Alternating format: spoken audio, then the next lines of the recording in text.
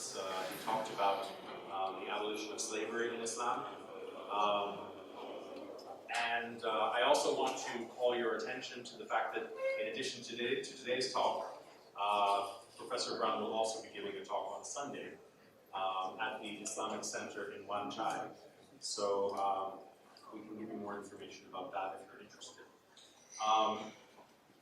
I'm very pleased also to be able to say that this is now our third distinguished lecture series for our very young center. And one of the purposes of this is to bring a scholar to Chinese University that we would not normally have the opportunity to be able to engage with. And each one of the scholars that we've brought in the past has been able to speak to a different aspect of Islamic studies. Today, we have a scholar who can speak to many aspects of Islamic studies with great expertise. So, in the question and answer session, please don't hesitate and take advantage of the opportunity to kind of pick his brain on any number of issues. So today I'm also very pleased to say that we've been able to reach out from our Islamic Studies Center to collaborate with the Faculty of Law, because today's topic obviously has something to do with legal issues. So it's my distinct pleasure to be able to welcome a colleague, Professor David Donald from the Law Faculty. He's the acting dean of the Law Faculty and also a professor in that faculty.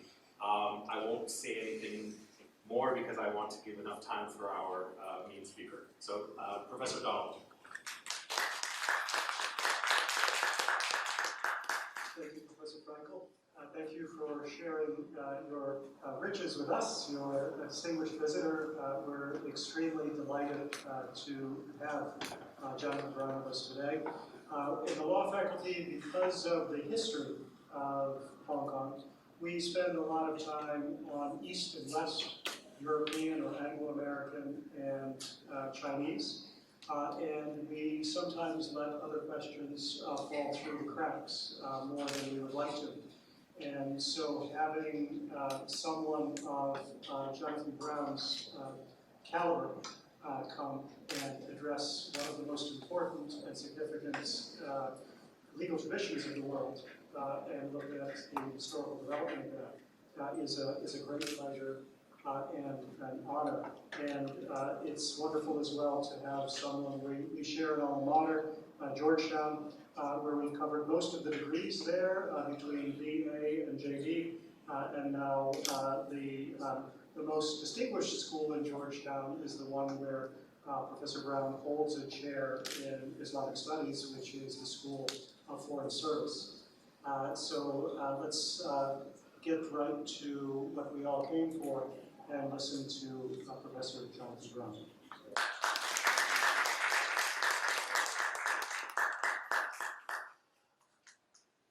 Okay, is this working? Excellent.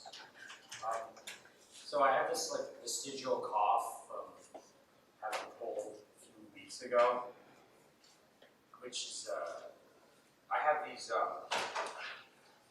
Chinese herbal candies, which makes sense because I cough. So I bought them. Well, actually, it was long bought before. Thank you. So yeah, last night I had dinner at the house of former appeals court justice, Justice Bukari, and he said something pretty witty. He said, generalists know more and more, less and less about more and more until they know nothing about everything. I feel like I'm approaching that sort of asymptotically to the point of really feeling ignorant about a lot of things. And so I was looking through this, doing the presentation. This is probably the most ambitious talk I've ever given in terms of what I'm going to try and cover. And so I'm just going to get right to it. But I have to tell you about one of the few chances I have seen Louise, who's on the airplane. And I was just on a flight, not coming here. And I saw a movie, which I really liked otherwise, called Murder on the Orient Express. two that just came out. One starring Kenneth Branagh. You guys might know him from Shakespeare plays. And the other one starring David Suchet, who's the real Hercule Poirot, right? You guys know David Suchet? It's actually Arab, by the way.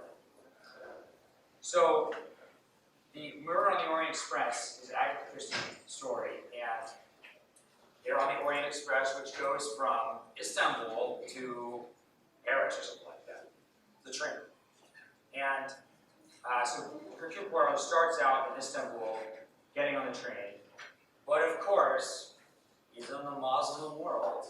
So what does he see before he gets on the train? He's walking down the street when, lo and behold, out comes a crowd with a female who they stone.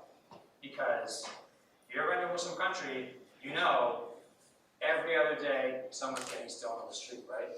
No, that's not true, obviously. In fact, the insane thing, I'm sure this was set in like the 1920s, so after the end of the Ottoman Empire, but during the roughly 500 years the Ottomans ruled Istanbul, there was one stoning. One stoning, which is a punishment for a married person committing adultery. So, and by the way, the stoning has to be ordered by the government, by the Muslim ruler, not by some crowd who will come out and throw rocks at some poor woman.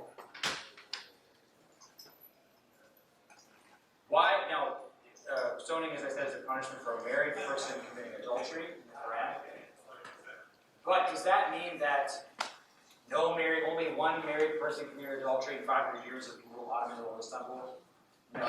Does that mean that only one person was caught committing adultery in 500 years of Ottoman rule of Istanbul? No. A lot of people committed adultery, and a lot of people were caught committing adultery.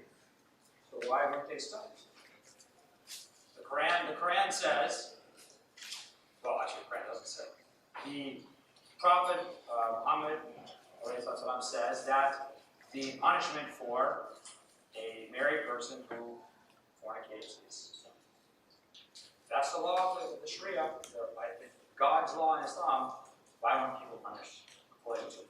That is one of the questions that I'm going to answer today.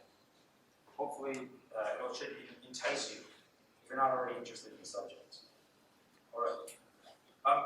Now, the key to understanding the answer to this question and many other questions in Islamic law is to understand the difference between Hukuk Allah and Hukuk al-Ibad. What does that mean?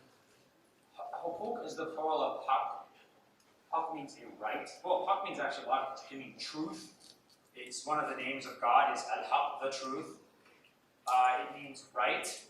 It means reality. Right in the sense of, I have a right to this, you have a right to that.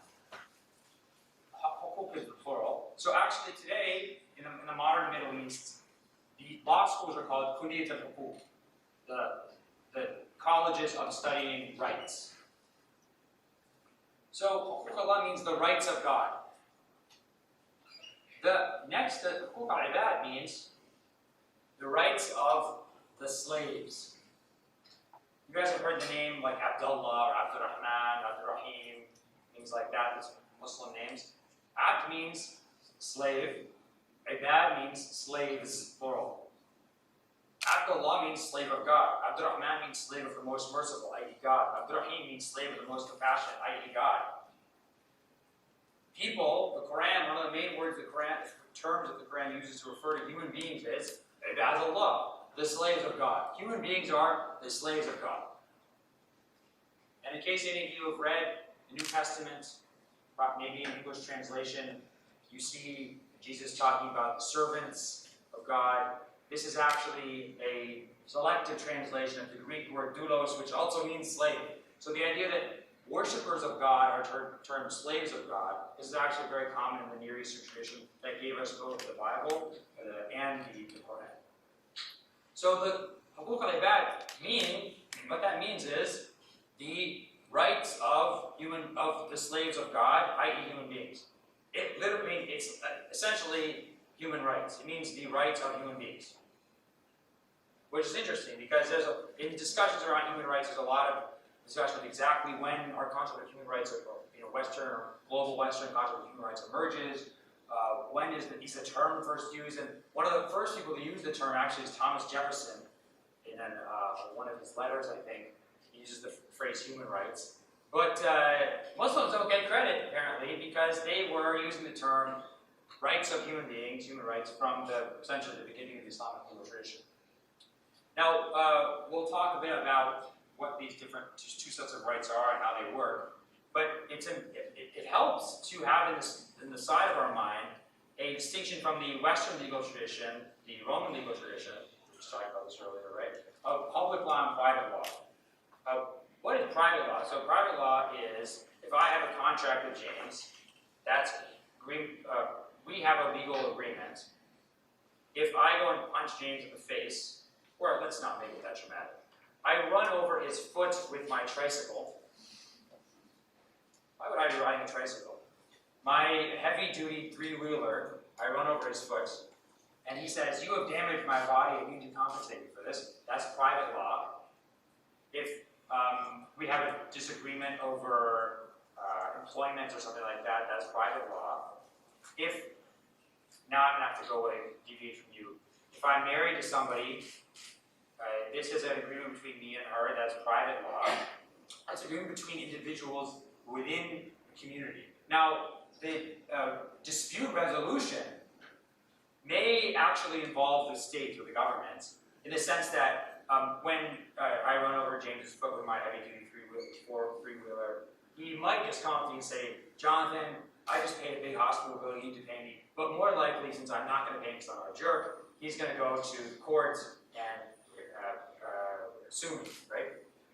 Similarly, if we have a marital dispute or a property dispute, the state would be involved as an adjudicator, as a forum of adjudication, but the rights involved are private rights.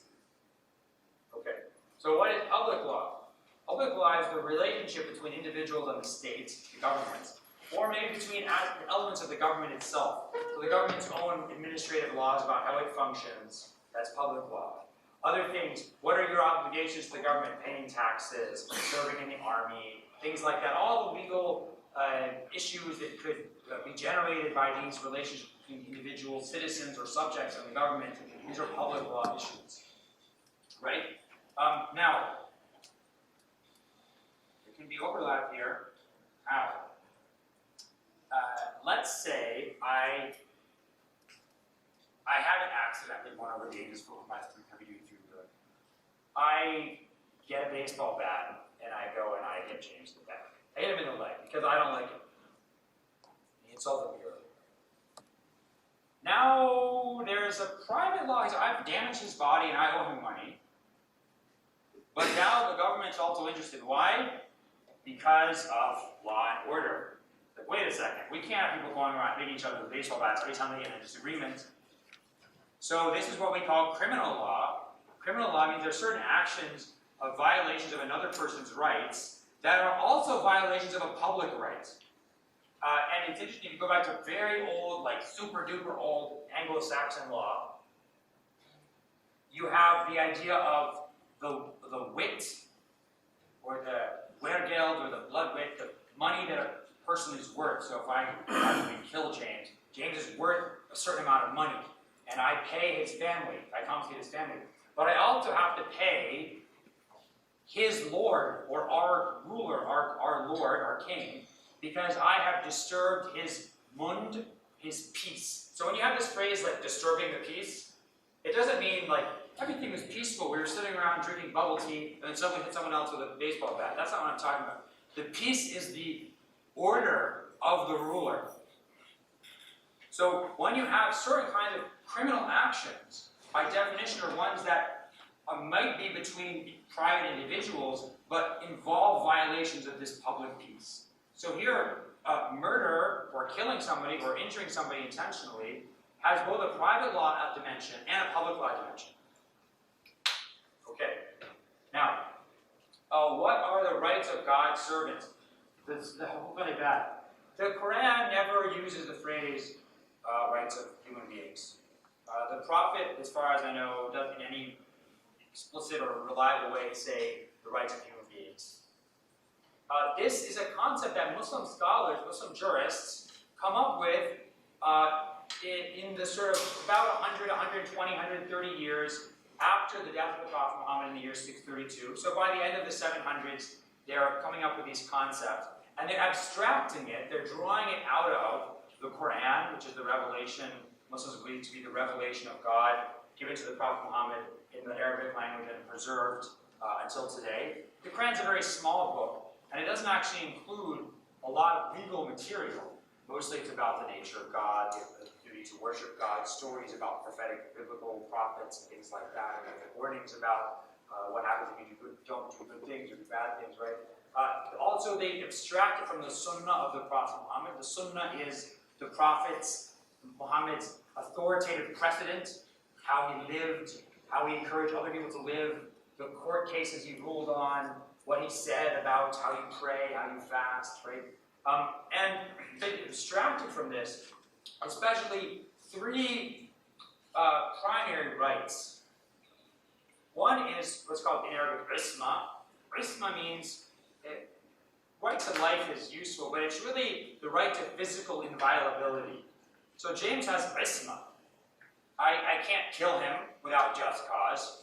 I can't hit him.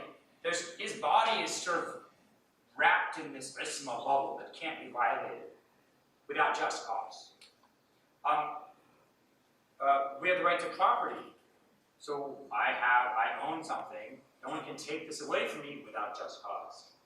And they don't articulate this explicitly, but it's always referred to indirectly or in language. It's not like a certain term, but it's referred to what we would call due process. You can't be asked to pay something or told you're liable for something or told you're going to be punished for something without some process by which the accuser or the plaintiff has provided evidence that in fact you are guilty of this or you owe this. You have a right to defend yourself. And the burden of proof is on the person making the claim. This is very important. Okay. Now, as I said before, this is done by Muslim jurists. Jurists in the sense that we think about, a lawyer, someone who's down in the dirt of people's everyday lives, talking about what does the Quran say about this, what does the Prophet say about this, how do the early Muslims handle this, how do we understand, looking at the Quran and the Sunnah of the Prophet, analogically, is there anything we can think as an analogy for the problem we're facing today? What are the values or the principles that they taught? How do we apply those principles to new situations? That's what I'm talking about. Jurists are down on the ground, working with people. Now there's another direction by which these rights are also articulated, and that's by jurists as legal theorists.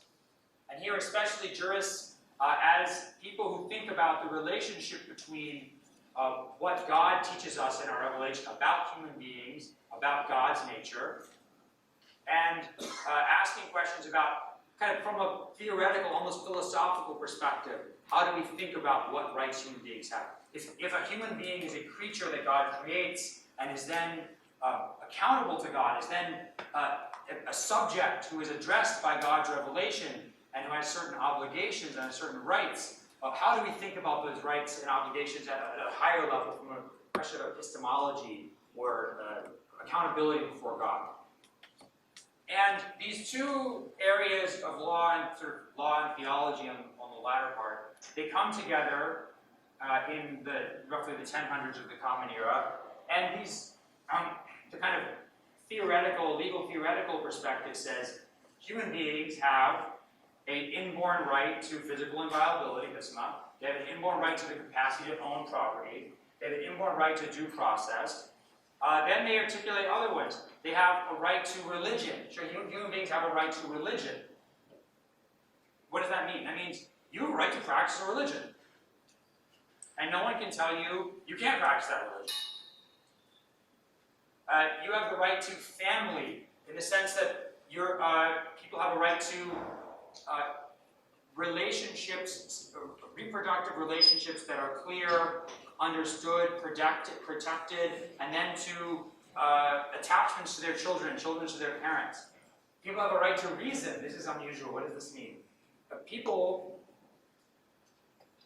we think of it as like you're obliged to be sober. You have a right to be sober. Because when you're not sober, when you're drunk or something like that, you're not, although the hero of Wolf Warrior 2, which I watched on the airplane at the beginning, he drinks a lot of alcohol. And he appears to be compos mentis. I doubt this is actually realistically possible. But the point, you have an obligation and a right to be sober. And, you know, there's supposed to be disagreement. There's a concept of human beings have a right to dignity, to honor. In Arabic, it's called ir. Right not to be insulted, not to be demeaned. Now, here the concept of human rights gets a bit tricky, because can Muslims drink alcohol? Anybody know? No. Can Christians drink alcohol? Yes. So if I'm a Muslim ruler, and I have Christian subjects, they are allowed to drink. I have to protect their right to drink, as long as they don't come out in public acting, you know, rowdy or something, like engaged in diablerie. But if a Muslim goes and accidentally breaks a Christian's barrel of wine, he has to compensate that Christian for the damage property.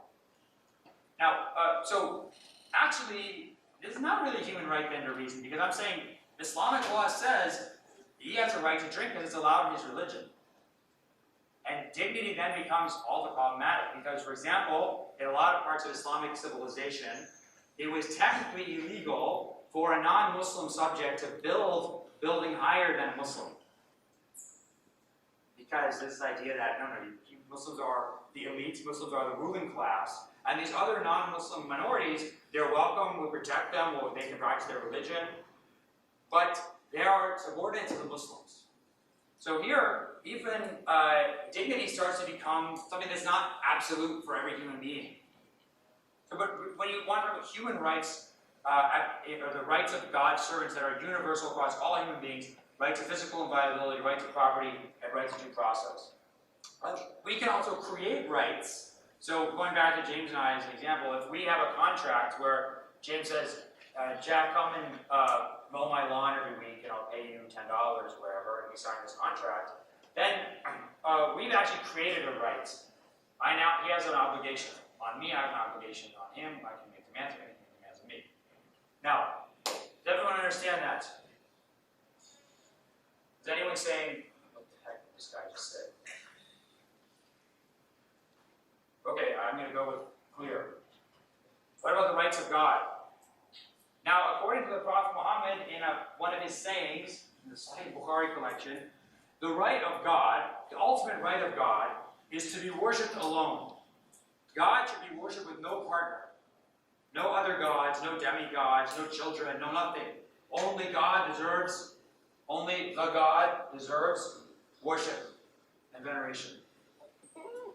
But abstracted from this are other types, aspects of worship. So salah is prayer. So one of God's rights is when Muslims engage in prayer to God, that is a right of God. When they fast, Sawm, that is, they fast the month of Ramadan, that is fulfilling a right of God. Other things like kafara means expiation. So let's think of, well, this is easy enough. If I'm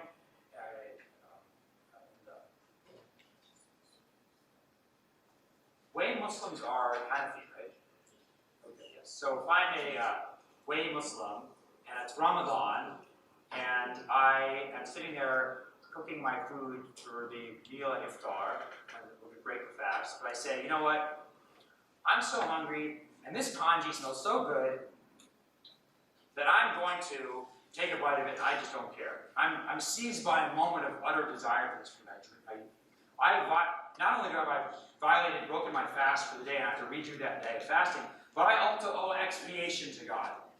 I have to either free a slave, if I have one, or fast for a certain number of days, or feed a certain number of poor people. So that's an act of expiation. No one's, legally speaking, no judge, no one's going to take me to court. James is going to take me to court and say, I saw Jonathan eating the congee before the sun had set, and he didn't do his kafara. This is between me and God. All right. Now, there's another, and this is where we're going to recognize what I'm talking about. Another element of something that falls under the rights of God are the hudud. The hudud, the limits. Hudud means limits, the boundaries of God. These are specific crimes, specific offenses, the punishment for which is given in the Quran or by the Prophet Muhammad. These include zina. Zina means adultery or fornication, sex outside of marriage. Sadiqa. Sadiqa is specific kind of theft. Doesn't mean theft in general. It's a specific kind of very severe theft. Khamr means alcohol. I really should say drinking alcohol, but I didn't have room in the line. Khamr means alcohol. Drinking alcohol. Qadhf means slander, especially sexual slander. So if I go and say to a woman, you tart. That's an English word, right? It's a tart. I don't think we use that in America. Or if I go to a man and say, you son of a B-I-T-C-R, you son of a tart. So this is especially sexual slander. If you say someone is fornicated or engaged in sexual indiscretion, the zina punishment in the Quran is 100 lashes. This is understood as being for unmarried people. The punishment for married people, I mentioned this comes from the Prophet Muhammad, is stoning. Sadiqa, specific kind of theft, getting your hand chopped off. Khamr, this comes from the Prophet Muhammad, either 40 lashes or 80 lashes. Qadhf, sexual slander, this is from the Quran, 80 lashes. And hiraba means banditry. This isn't stealing, this is mugging someone and beating them up and taking their money and maybe killing them. This is really violent robbery, especially planned violent robbery. Now,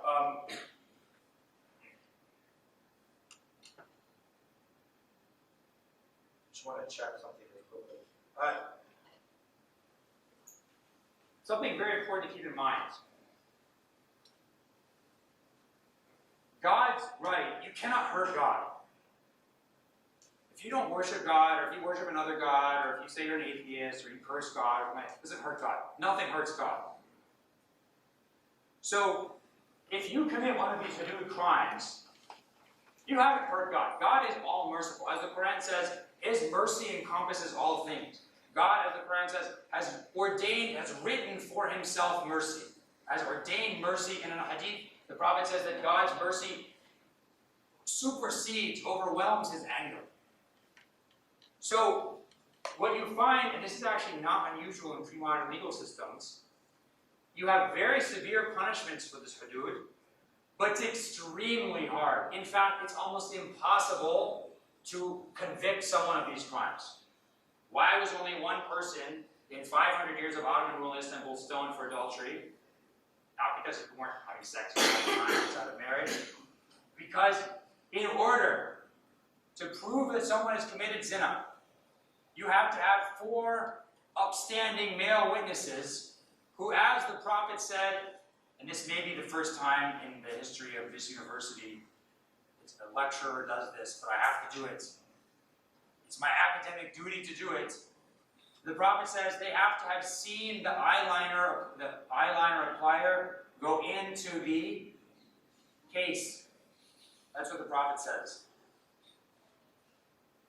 Now you might say, well, I know why Muslims said all this stuff. They've got this book, this revelation that says 100 lashes for fornication. Get your hand chopped off for stealing something? They started, oh, no. You got to find out ways out of this. No, that's not true. This is in the Quran itself. That just a few verses after the Quran says that there's 100 lashes for committing fornication, it says that if you do not have 4 witnesses and you make the accusation, you get punished with 80 lashes. It is almost impossible to convict someone of zina. They have to confess. They have to confess multiple times. Even if they confess, they can retract the confession. For sadiqa, in order to have your hand chopped off for theft, this is based on the Prophet's additional information about this crime. The object you steal has to be above a certain value. It has to be hidden in a secure location. You it can't be like a food stuff or anything like that. And by the way, if you think it's yours, you don't have your hand chopped off. So, unless you really want to get your hand chopped off, you're not going to get your hand chopped off because all you say is, oh, I thought this was mine. And you don't even have to have any evidence for you thinking it was yours. You just say, I thought it was mine. Does that mean that people are not punished for theft because it's almost impossible to find someone guilty of Seneca? No. You just don't get your hand chopped off. You have to compensate the person or give that person the item back. And the judge may also add things like giving you some lashes, or putting you in prison, or giving you a stern lecture. So the hudud, why do I say law as teacher? The hudud are not meant to be applied. In fact, they are almost never applied. There's a Scottish physician living in the city of Aleppo in Syria, which is now not doing so well. In the 1700s, he lived there for 20 years. He says they were only, theft was very rare, and when theft did occur, it was never punished by having your hand chopped off. It was punished by what's called bastinado. You don't know what bastinado is? Yeah, well, you know, that's a lawyer.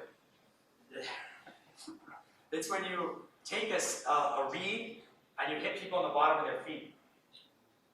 I remember because once I was cleaning out a closet with my mom, God rest her soul, and she can't get in trouble for this either because she's not alive anymore, right?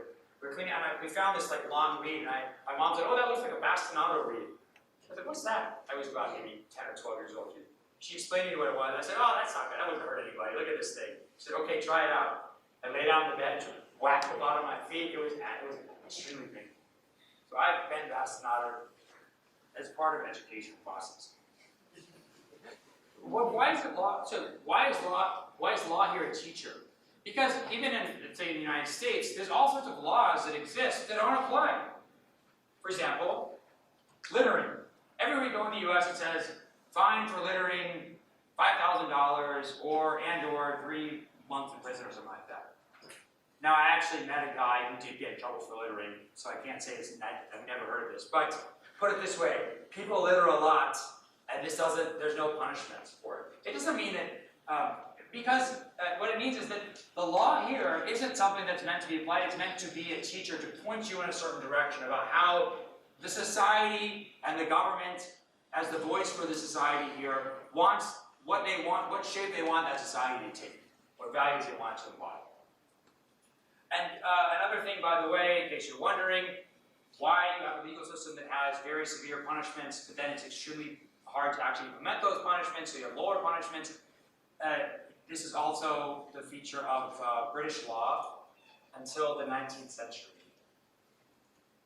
You have, for example, death penalty for stealing someone's belt buckle, death penalty for stealing firewood, 200 different death penalty offenses in 1820 in England. Why? Because they don't have police force. They don't have people like the Scotland Yard guys going like, well, what have we here? They don't have those guys, right? We're in Hong Kong now, so I can make my Jackie Chan joke. There's no inspector, I forget what his name was, Jackie Chan, to investigate crimes. The only way to maintain law and order is to scare people into obeying the law. Deterrence through fear. But once you catch somebody, you don't actually want to punish them. Death penalty for someone stealing firewood? No. So they have different methods. For example, in England, in an English court, they would say, well, the value of the item to be stolen has to be above a certain amount. We're just going to pretend it's below that amount. So now you don't get educated, you just get put in a prison barge, or you just get a fine or something like that. So this is quite common in pre-modern legal systems. It disappears in the 19th century in England and in other places because they start having police forces and police cars and telegraphs and phones, and now you have inspectors and police stations and cops who can go around and make sure you're not speeding. So when states have the capacity to engage in investigative policing, in preventative policing, they can drop the severity of punishments because you no longer have to have the severity of punishments as the means by which you deter people from committing crimes. Because now there's a strong chance that they get caught. Everybody understand? Now, there's these 5 things. I have zina, sarika, khamr, qadhf, qaraba. Everybody agrees, all Muslim jurists agrees, these are hudud crimes. Then they disagree on a few others. Some Muslim scholars think that ridda means apostasy. Ridda means Muslim, was Muslim, then not Muslim. If a Muslim renounces their faith, that's apostasy. Based on a saying of the Prophet, several sayings of the Prophet Muhammad, the penalty for a Muslim renouncing their faith is death. Why is that? Here, oh, by the way, just in case you want to know, in Islamic civilization, whether it's in North Africa or Southeast Asia or Turkey or whatever, lots of Muslims weren't pious and maybe even converted to other religions. The governments didn't care. The only reason they would care is if you went out and started to promote apostasy, or to go out and insult Islam, or insult the Prophet Muhammad, or encourage other people to leave their religion, or to insult the Prophet Muhammad. Then, in fact, there's a great study on this. In Egypt, in the 800s, there was several Muslims who converted to Christianity. And all of the ones who converted to Christianity, and they went to meet local monks, and the monks said, you need to go out and proclaim your faith in Christ. Those people got executed. The person who he converted to Christianity, and the monk said, you need to go and proclaim your faith in Christ, he said, no thanks. I'm just going to go to the monastery and study and copy books. That person was not executed. In fact, that person's father, he was a Muslim father, even wrote a letter to the ruler of Egypt and said, my son has apostatized, he's left Islam, he's committed this death penalty offense. I want you to punish him for his sin. And the ruler ignored the father. So, again, you have here, law as social structure. Why can a Muslim not leave their religion? Because anybody who wants to become Muslim can. The door's open. You're a Christian or a Jew or a Buddhist or you're a Hindu or an animist or whatever, and you want to become Muslim, become part of the ruling class, you are most welcome. But to leave that ruling class and to go down and prefer one of the other religions, this sort of violates the logic of how Muslims understood the structure of their society. But again, it wasn't about religion as personal conscience. No one cares about your personal conscience because no one can see inside your brain. It's about how, if you start manifesting this in a way that's publicly disruptive. Okay. Anybody have any questions? I know we want to do Q&A at the end, but some of you were just like, I can't deal without having this question. Yes? Someone who's an atheist believes that's their faith, like, because things that they study makes them believe in climate change. And so they want to promote atheism because in it falls all this other studies that they believe in. Right? So you're saying is they promote atheism because otherwise people aren't going to believe in climate change, aren't going to prevent Or climate something change. like that, yeah. I'm just trying to formulate it. I'm just thinking about, in the U.S., for the Republicans, for the Christian evangelists, seem like they're very anti-climate change. Yeah. And so if someone's an atheist, for example, Neil Tyson. Neil deGrasse Tyson, yeah. So let's say he's an atheist, and he promotes it because he thinks it's law. Being an atheist, you use logic. You don't have predisposition. Okay, I understand what you're saying. So what I would say here is, so kind of stepping into, I'm now going to be like this walking Islamic law / Islamic state, not ISIS, but Islamic government robot, right? That is not allowed because if you want to promote these things, that's fine. But how can the belief in God, the Creator, how can that belief be an impediment to good? It can't. You cannot have somebody who seeks good, but thinks that somehow you have to deny God to get there. It does not compute. Now, and my personal answer would be, I'm not saying you're saying this, but let's say someone makes this argument and say, yeah, there's been a lot of great atheists. For example, Stalin, he was a great atheist. Or, Hitler. I mean, these people were, I would simply say that atheism is in no way necessary. I want to be able to check a box. Yeah. That under my religious beliefs, in a form, it says, I'm an atheist.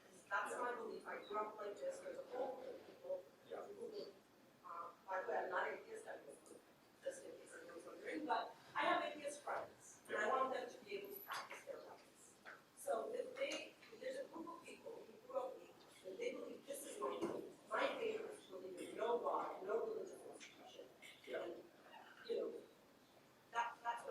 Okay, so the answer is, right?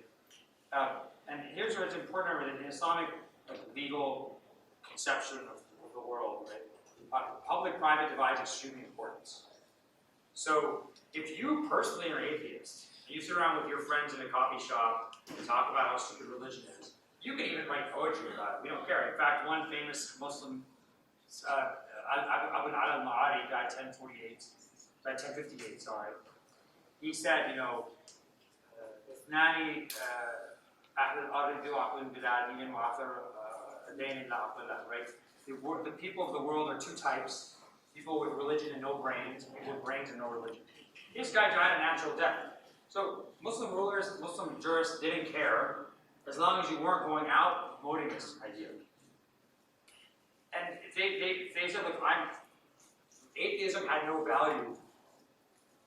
It can't have value because it's denying truth. So if you want to be, this person wants to be atheist, if you want to have a little atheist club, that's fine. The second your club starts agitating, starts publicizing that information, it's not going to be good. Okay. And by the way, I think this is interesting because one of the kind of post sort of Rousseauian, or you might even call it a Protestant ethic about belief, is that you have to be sincere to yourself. And public demonstrations of sincerity are essential for faith to exist. That's not the Muslim understanding of faith. Of course, your personal sincerity is judged by God. But the public square is also a space imbued by religion, because that religion gives us our morals. And so this atheist's public display of their sincere selves is not something between them and God. It becomes a damaging factor to the rest of society. All right, now, another element. Rights of law is general public rights. So a synonym for the rights of God, Allah, is what's called haqq al-amma. These are the rights of the generality, the rights of society. And society is organized by the government. It's very important to remember that the government, as pre-modern jurists understood it, is not like, I'm just going to use the American. It's not the modern American government that tells you how much taxes you have to pay. It tells you what color you can paint your house or not. It gives you a driver's license. It tells you, has public education, where you decide whether they're going to teach your children or not, right? I'm being a bit general here, but the government is a very small thing. Pre-modern states basically just collect taxes and provide bare minimum law and order in general, especially in big, expansive empires. Most of human society is organized at the family level, or the extended family level, or the community level, through civil society, through charitable giving, through religious organization. But certain things that are part of this general right, so the government sort of stands in as a representative for God here. Taxation, foreign policy, how you deal with minorities, these are all up to the Muslim rulers. Now, there might be restrictions on this that are set by the Muslim jurists who define Islamic law. So you can't impose excessive taxation.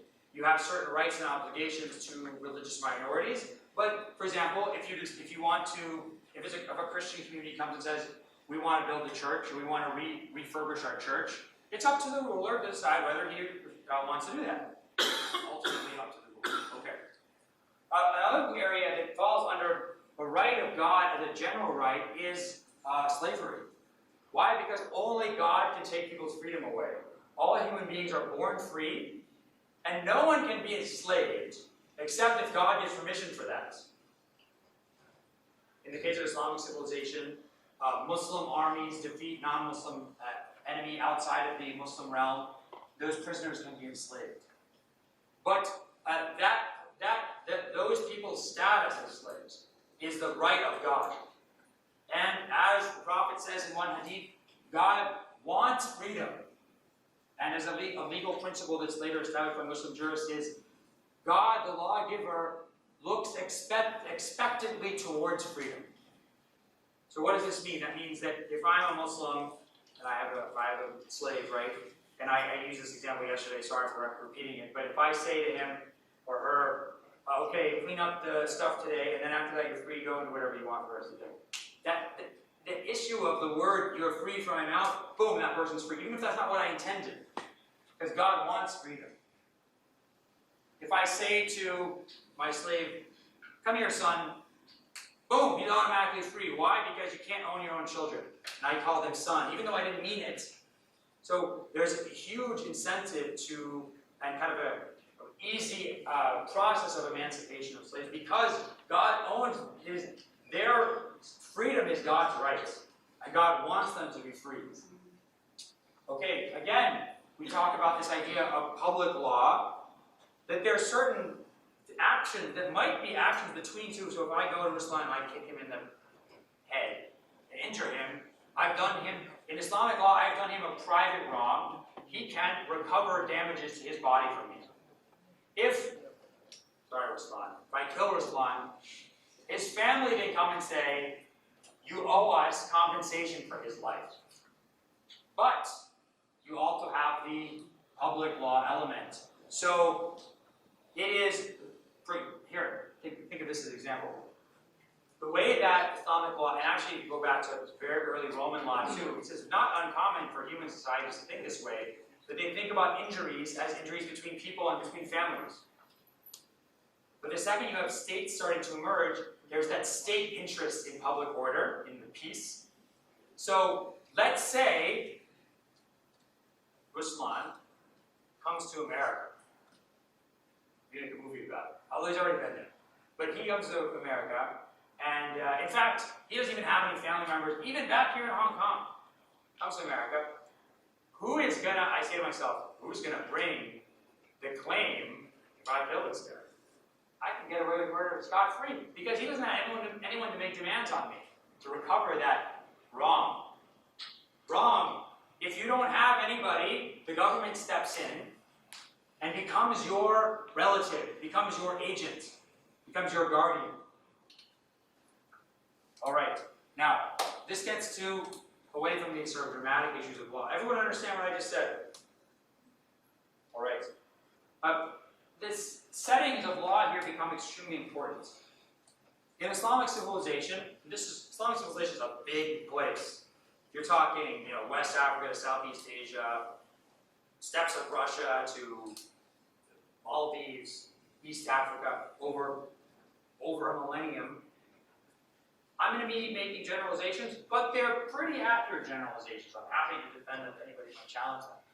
You have, in general, two main settings for where law is applied. One is the Qadi courts. The Qadi, or Qada means ruling, judgment. The Qadi is the judge, Muslim judge. This is a Muslim scholar, legal scholar, and he's been appointed to this job by the ruler. The other setting are what's called siyasa courts. Siyasa means politics. It means politics. For example, if I'm in the Arab world and I say, I'm not Hiddish siyasa in Egypt, that means I don't like politics. That's what you'd say. You'd use the word siyasa. But it's not just siyasa in the sense of politics, it's also siyasa in the sense of policy. What is a policy towards this issue? It's also siyasa in the sense of administrative law, taxation, camel speed limits, whatever, right? It's also siyasa, going back to Roman law, in the sense of imperium. The Roman law concept of imperium, that's where we get the word empire and imperial and all this other stuff. Imperium is the right to command and the right to punish those who do not obey the commands. It is the stuff of rule, siyasa. It is the executive authority of the Muslim ruler. So, we want to think about two twin sets of things. One is qada versus sulta. These are Arabic words. Qada means the judging of the judge, the qadi, who's in the qadi court. The qadi court is a court in your village or your town or your neighborhood.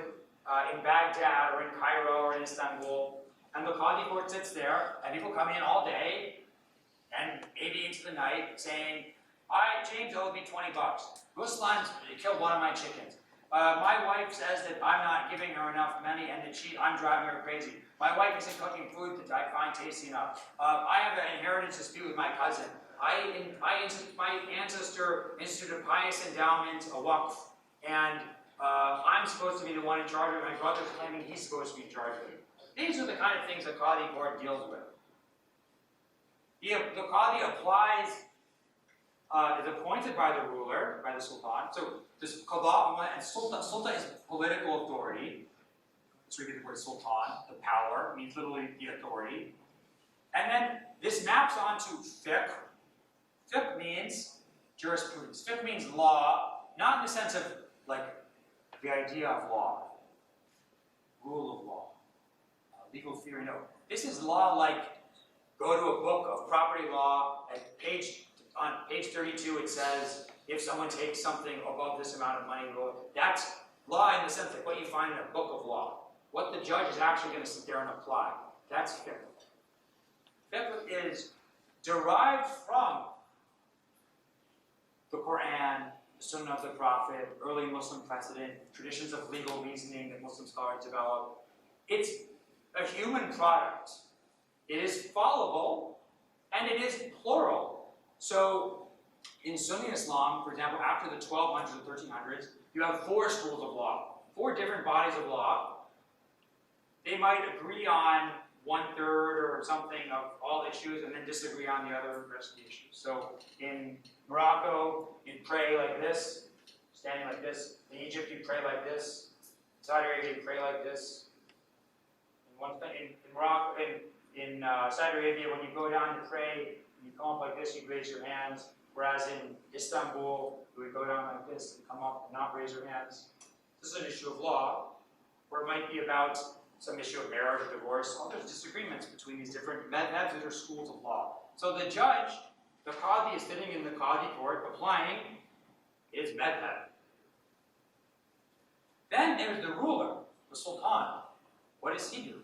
He appoints the judge, and he can actually, rulers don't create fiqh. Rulers don't create law in the sense of legislation or producing jurisprudence. And they don't apply the law. The judge, the Qadi apply the law. But rulers, and this especially starts to be the case after the 1000s, the Common Era, and then really after the Mongol invasions, the 1200s, and into like the Ottoman Empire, you have a lot more rulers' involvement in the functioning of law. So, for example, in the Hanafi school of law, which is you find in Turkey or amongst Sunni Muslims, Central Asia, there's 2 rulings about whether a woman needs her guardian's or her father's permission to marry. One ruling says she does, one ruling says she doesn't. The main ruling is she does not need her guardian's permission to marry. Now the Ottoman Sultan, which ruling do you think he picked? He says, no.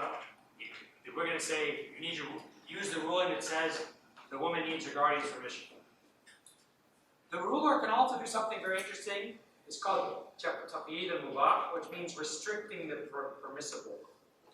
You're not declaring something forbidden in God's eyes, but you're restricting something. For example, you're applying a speed limit. You're saying people have to drive on the right side of the road or the left side of the road. You're saying you can't smoke because smoking is causing public health hazards. Those are the type of rules that come out of siyasa. There's also, so there's the Qadi court, and there's actually courts where siyasa is applied. One is called jara'im courts. The words change in Islamic history, but this is a good word. That means a crimes court, a criminal tribunal. So if I kill Ruslan, I'm not going to get taken to the Qadi court because the Qadi doesn't have the authority to deal with this. I get taken to the criminal crimes tribunal. Who is going to be presiding over it? A Qadi, another judge, but this judge is functioning by different rules. And this judge is doing the job of representing the ruler's protection of law and order. The judge is still going to be applying one of those schools of law, but it's a different forum. And then you know something else very interesting? This is exactly like the equity court in the British legal system. The Mazalim court, Mazalim or Mazalim means a court of grievances. So let's say I've taken my case, James has refused to mow my lawn as we agreed, and the judge inexplicably has not come to the correct conclusion. I have been done a wrong. This is like an appeals court. I go to this Mazalim court, which is usually held in the ruler's palace or court or somewhere, a place picked by the ruler, and there's the Grand Vizier, or there's always a Qadi, a Muslim scholar who's there to actually provide information about the law. And there, they deal with this appeals case. Why? Why do you have different forums? Different fora? Because judges and rulers have different jobs regarding their duty to protect the rights of the servants of God, the rights of the slaves of God. The Qadi, in the Qadi court, has a lot of restrictions on what, so for example, the judge, in general in Islamic law, the judge is not allowed to rule by what he knows, only by what the witnesses say. So let's say James, Professor Frankel, I'm sorry. James has, I see him in an alley roughing up Ruslan. Give me your money. Give me your stipend. Graduate student stipend, right? I saw this happen with my own eyes. Ruslan comes to the court. It happened, Your Honor. James here, Professor Frankel, my advisor, is rubbing me up. Do you have any witnesses? Like, no, I don't. Any evidence whatsoever of this? Are your clothes ripped? No, he was really careful. He just wanted the money. I know what I saw, but I can't rule. I can only rule by what the evidence shows. Why? To protect the rights of the slaves of God. Because guess what? Let's say I'm a rotten judge, and I say, Ruslan, I saw you doing something terrible. You owe James money. James has a deal with me. He gives me the money. He gives me a share. If I'm allowed to rule by what I know, I can say whatever I want. Oh, I'm certain that this person's guilty. I don't care what the witnesses say. I'm certain this person's guilty. So the restrictions on the judges of power are there to protect the rights of the servants of God. But there's a flip side to this. Ruslan has been roughed up by his advisor and had his small but valuable graduate student stipend taken from him, and has not gotten justice from me, the Qadi. He goes to the Mazalim court, and here the judge doesn't have those restrictions. The Qadi, I could be the same Qadi, but today I'm serving in the Qadi court. I saw it happen. Pay up, or you're punished. Tazir time, bastinado time. I forgot to just describe what Tazir is. Tazir is discretionary punishments. So when you have the guy who steals something, but he says he thought it was his, so he doesn't get his hand chopped off, the discretionary punishment given by the judge is called Tazir. And what happens is, as schools of law mature, and especially in later Muslim states like the Ottoman Empire, the Mughal Empire in India, they actually have imperial manuals of Tazir punishments. So you do this thing, for example, you steal a chicken, you gotta walk around town with a chicken around your neck. Embarrassed and like tarred and feathered and things like that. Or you get caught, sure, we're not punishing you for fornication with stoning or lashing, but a couple gets caught in bed having sex, they could be lashed 60 times maybe. Not 100 times, but 60 times. This would be Tazir or discretionary punishment. So do you see how the Qadi court has certain restrictions to protect the rights of the slaves, the servants of God? The Mazalim court or the Drawing courts, they are also to compensate or make up for instances in which things have fallen through the cracks and someone's rights have been denied. Okay, we're getting to I've actually talked for a long time. James is like, yes, you talked for a long time. But I worked on these slides, and as God my witness, you're going to suffer through these slides. But these are cool. These are, wait, no, it's another presentation.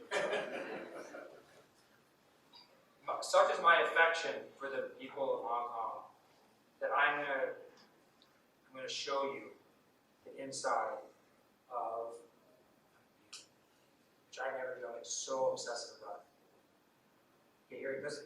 When I tried to combine the two together, it ruined the colors. And these are all color coded. Do you see this? This is the Sharia. I mean, it's a picture of the Sharia, right? Blue colored things, the rules, the laws are set by the Quran, the Sunnah, or they're set in fiqh. Yellow or orange is discretion of the qadi, the judge. Red is discretion of the ruler, that's siyasa. So the court of the qadis and the scholars, I should have changed that. The qadi court, awqaf is pious endowment. So mosques, all mosques, schools, madrasas, hospitals, public fountains, old folks' homes, everything in Islamic civilization essentially until the modern period was based on pious endowments or awqaf. This was, if I'm super rich, I give a bunch of land, I say the revenue from this land is going to be used to build a mosque and pay the person to be the imam of the mosque and pay for students to come and learn there, etc., etc. And this is in theory just in perpetuity. The disputes over awqaf, disputes over inheritance, disputes over marriage and divorce, muamalat are transactions, like business transactions, contracts, property disputes, all this stuff like that. So that's all. Now, why do I have an arrow going into Tazir? Because let's say Ruslan and Professor Frankel have a dispute over contracts, and I find that, okay, I side with James, but you've really been rotten, and you need to be taught a lesson. So I'm going to do Tazir of having you bastinadoed, 5 bastinados on your feet to teach you a lesson. The hudud don't really get applied, as I said. They are handled through Tazir. Qisas means retribution, crimes where you injure somebody or kill somebody. And this concept of ifsad fil ard on the right, this is banditry. Remember that the crime of hiraba is that had crime of hiraba, that's banditry, or it's in general violations of public order. Now, all of this stuff, if people aren't happy with it, one of the parties isn't happy with it, they can go to the Madhalim tribunal and seek equity in their appeal. Everything on the left under that bracket is handled in the Qadi courts. And all these other things are handled in the Jara'im courts, or the crimes tribunal, which is under the rubric of the ruler, but is, again, manned by Qadis, but here under the direct authority of the ruler. The other thing, the Qadi is not accountable to the ruler. The judiciary is effectively independent. Does everybody understand? Excuse me. Yes. Before, now this is the first time I'm seeing the word Sharia courts. So, what is actually the difference between maybe the Quran, Sunnah, and Sharia? Okay, fair enough. Because Yeah. I know that we have Sharia coming from Nigeria, we are 50% Muslim, we have Sharia courts as well. So, what are the differences? So Sharia means God's law. Sharia literally means the path. But it's the law of God. Sharia is, well, for example, if we talk about American law, or British law, or common law, that's a unit, that's an organic whole. There might be lots of different schools, how law is applied in Hong Kong might be different from how law is applied in Scotland or England or something like that, but it's all British law, common law. So that's the Sharia, the idea of God's law. Now these different, fiqh is law like in actual books, what is actually applied. So there's lots of different fiqhs, there's different madhabs, that's schools of law, each of them is a different body of fiqh, but they're all part of the Sharia tradition. The Sharia is derived, the idea, and the stuff of fiqh is derived from the Quran, the Sunnah of the Prophet, the precedent of the early Muslim community, and different ways of legal reasoning looking to these sources. So analogical reasoning, equitable reasoning, thinking about what are the principles or the aims of the Sharia, things like that. All right. Now, I I had this cool idea, which is it's going to fade into another slide. That new slide is going to be the process of modernization. So pay attention, it's going to be like a fade, like a Lawrence of Arabia desert scene. Well, okay, Alex. You saw there was a lot of blue before, now there's a lot of red. What happens, and this is a process that begins in the 1800s, the first place it begins, well, it actually starts even earlier than that in British India, under British colonial rule, but in places like Egypt, in the Ottoman Empire, it starts really in the early to mid 1800s. It's a process of statization. State starting to control a lot more.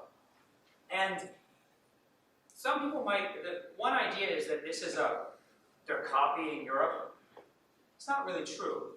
Because European states are going through the same process at the same time. The, let's say, government of the Ottoman Empire or Egypt felt that they were acting entirely authentically as Muslims who venerate the Sharia. They were simply adopting the same kind of technologies of centralization and routinization that European states were adopting at the same time. So they understood what they were doing as Islamic reform, you know, as if you have a new technology for, like, I saw this, the picture of this ramen guard, noodle guard, you wear it around your face. Didn't see these before? I think it's a great idea, I want to get one. But like the technology, the new state technology of their day, they really liked. So they were adopting this. But what happens? So you see that the role of the Siyasa courts have expanded tremendously. And a lot of the work of the Qadi courts now done underneath the Siyasa courts. So, for example, one of the first things that gets grabbed up by the government is Al-Qaf, the pious endowments. These are now going to be administered by the state in the Ministry of Endowments. Muamalat or financial transactions, things like that. These are now also sucked up under political or government courts. And these are staffed by judges that are called qadis, but these judges aren't trained in madrasas anymore. They are trained according to the new bodies of law that have been developed by these states. So here's what happens. Remember earlier I told you that the ruler can pick which law they want to apply. So let's say in the Hanafi school of law, you have two options for this issue of woman marrying with or without permission of a guardian. The ruler can say, I want to pick this one, because I think this is best. And there's different schools of law. So let's say the ruler says, you know what, I think the best thing to do isn't to take our Hanafi school of law, but to draw up something from the Maliki school of law. And the ruler can restrict the permissible. I'm going to restrict this permissible act. I'm going to institute a speed limit or something like that. Or restrict people's right to move around and move villages or something like that. Now, if the ruler started to be more active in process of what the law is, then the ruler can also do something like, look, I'm going to bring in another law. It's not, technically speaking, from one of our madhabs, but it doesn't contradict the Sharia. It just happens to be from French law. So I'm going to bring in, let's say, French law of contracts.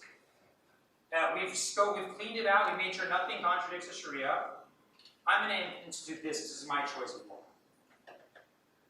So actually, under what is at least formally an acceptable thing for a Muslim scholar to do, a Muslim leader to do, the Muslim leader has brought in, let's say, Belgian contract law or something like that. Ta'zir is also now set by the state. All criminal law is now just, for example, Ta'zir, instead of the Ottomans in 1858, they say instead of having our book of law that we had before that has this many bastinados on your feet or this chicken around your neck, we're just going to bring in French criminal law. It's all discretionary, so we can pick French law. So the dude just go by one, which nobody really misses because they hadn't been practiced anyway. The only people who miss them are people who say, wait a second, this state is no longer even interested in standing up for the rights of God. So the hudud are important not because they're applied or not applied. They're important because at least having them on the books shows you care about the rights of God. And, almost done, don't worry. Okay. Sorry. You see, also, the laws that are derived from the Grand Sunnah start to get a lot less, and the laws that are implemented or put in place by the ruler become a lot more. Okay. That's all I have to say. I can't believe I finished this in, well, it's actually an hour and 5 minutes. It's the longest talk I've ever given. You folks are brave. Any questions or comments?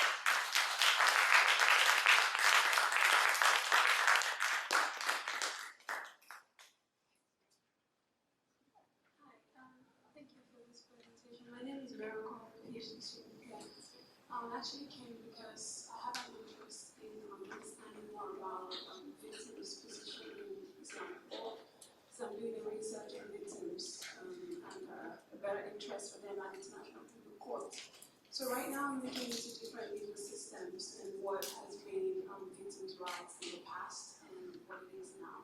It's interesting because you mentioned the French system, because also the French system has been one of the systems of law that have been giving victims' rights and being able to participate in trial and to be able to somehow determine what justice or what course of justice should be for them. So I guess my question is, back then when victims could still, or victims of crime, so when you did the scenarios about you and him, you talked about him from him and maybe his family members would be able to come after you to put in compensation and all of that, and that was back then.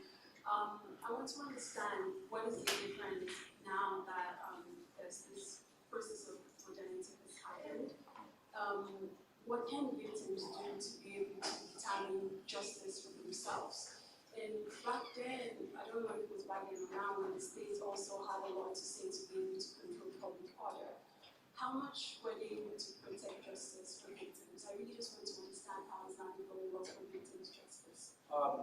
So, kind of a stupid question, but what is a victim? I mean, I know what a victim is in general, but I feel like we're talking about specific kinds of victims. Yeah, so victims of crimes.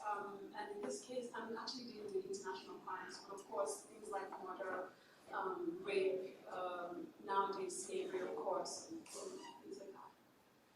So,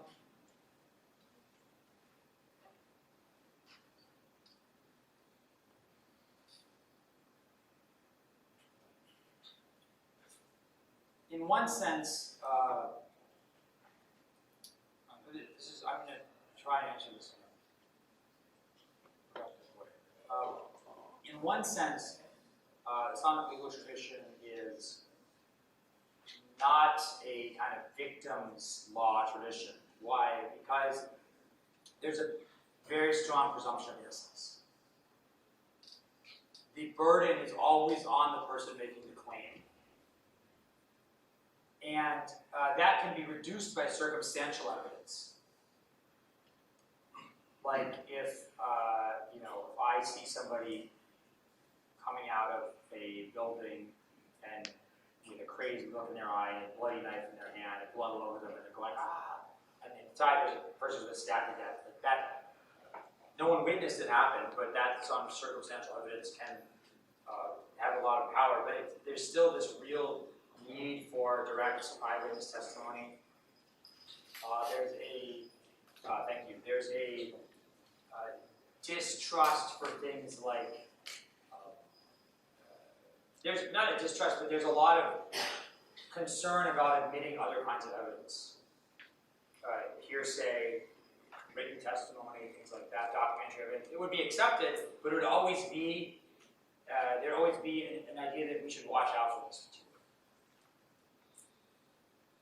And as I said, this is seen as protecting the rights of the servants of God, because the person who's accused is, in order to change the status quo of that person's life and say that they owe something or they've done something wrong, you have to provide evidence for that change.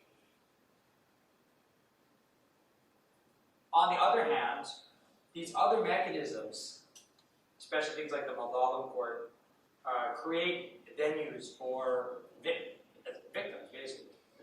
Or people who have been victims but who have no one to speak for them.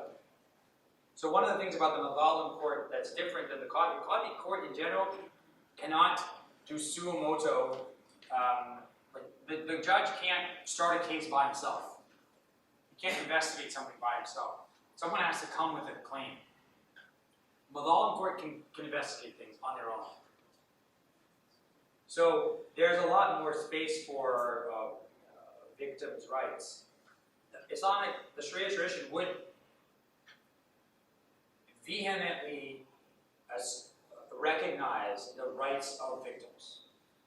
Right? Someone who has been done wrong needs justice, but the church is also very anxious about not imposing punishment or liability on someone without evidence. I don't know how to answer it better than that. So when you're not able, for example, to find someone like you mentioned, evidence is circumstantial, or if they are not even able to find evidence, because in some cases nowadays, sometimes it's possible that the perpetrators are not found. So is the state able to do anything with victims in that situation where they can't actually claim compensation from someone because they can't lay their hands on someone? Is that possible? Because I'm asking this question because of the system of the ICC, which is kind of perpetrator-centric. They have to find someone to be able to claim compensation from the person. So they had to find, in ISIS, they had to find someone to come and make a So claim. there has to be a perpetrator who has to be convicted first before the reparations can be made to victims. So Yeah, the argument. this is a very interesting. Okay, I understand. So this falls under what's called. Sorry to get super technical here. Maybe I can use a little pen function. Pen function. Sorry for my kindergarten level. Proper transliteration. Qasama. Qasama means this is actually goes back to the Prophet Muhammad. Certain cases in his life. Someone has been murdered and nobody knows who did it. The Prophet then pays out of his money, so he's the state, right? So he pays the blood money to the family. And where would you find this in kind of the fiqh, right? Let's say someone dies in a public highway, they get killed in a public mosque, place where we have no way to even know who might be responsible for this. Because the Prophet said in a hadith, Ana waliyu man la waliya lahu. I am the guardian of the one who has no guardian. The state is the guardian of they have to step in and give compensation. Now, nobody, and this is, in my personal opinion, this is where Islamic law is actually more just than, let's say, American law, how it functions. Is some people might say, somebody needs to pay though. Somebody needs to go to jail. No, nobody. If you don't know who did it, you can't just put someone in jail because you think it's going to make you happy.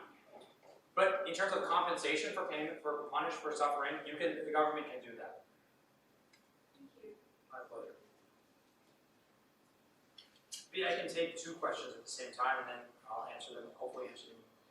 So mine is very short. It's just a foundational question. Thank you for your presentation.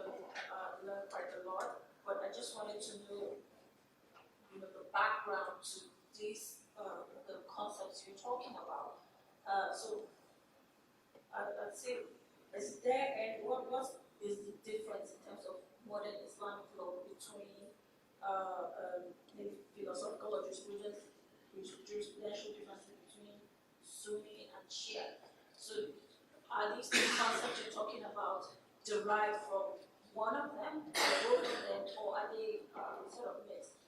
And then you talked about school of thought, and you briefly mentioned Malik and that rang a bell. What are the schools of thoughts, and how do they interplay with the other sources of Islamic law, like the Sunnah? Okay, next. I'm going to do while I write my little chicken scratch. Assalamu alaikum. My question is, so imagine if, for example, take the Iraq war, when Iraq invaded Kuwait.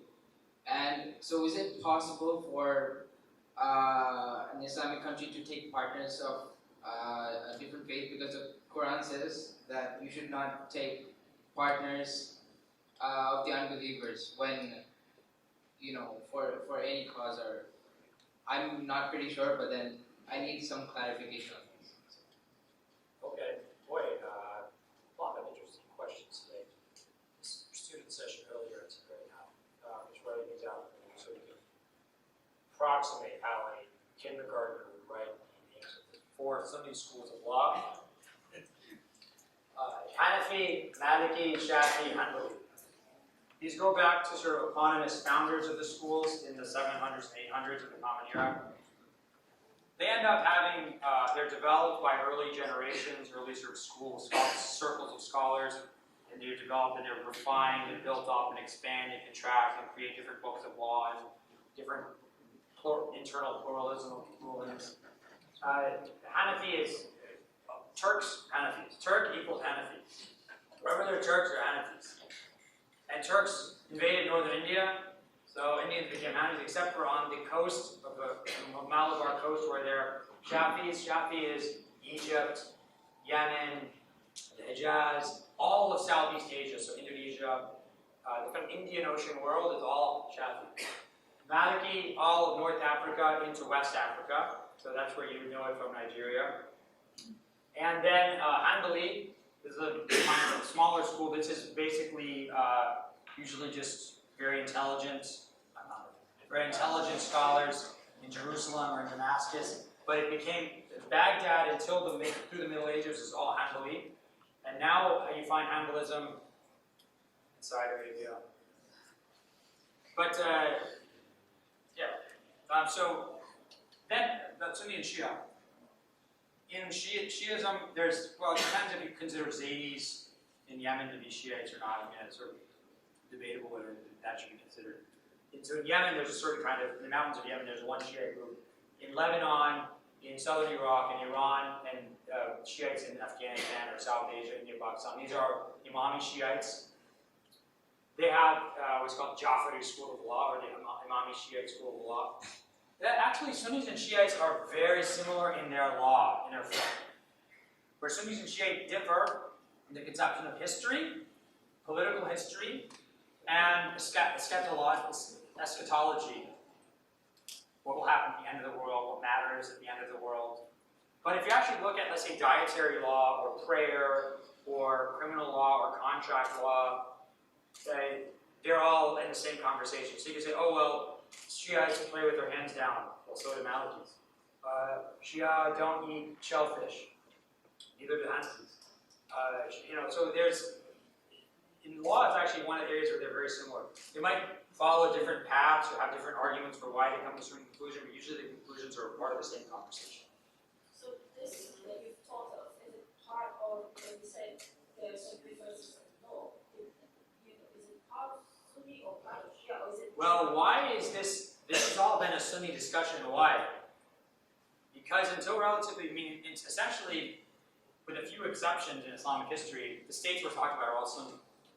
When you're talking about law as something that the government is involved in, it's the majority of that, just in sort of time periods of history, is going to be Sunni. In fact, a lot of the sort of challenges of, well, actually, I'll just stop there. That's why I focus mostly on this stuff. Also applies in Shiism, in Shiite states, but there are just not that many of them, so I didn't talk about it. And then there was a question about taking non-Muslims as your allies. Yeah, you can take non-Muslims as your allies.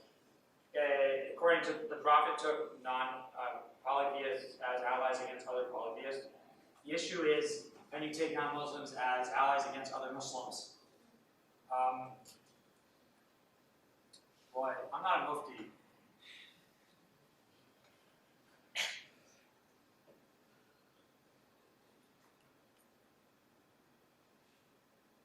As far as I know, you couldn't. I don't want to. Don't go and like. This is as far as I understand the issue. That's why, by the way, Saudi Arabia's and Kuwait's decision to ask for American help during the first Gulf War was why it's very controversial. Not just, in terms of someone like Osama bin Laden, but a lot of Muslim scholars did not believe that.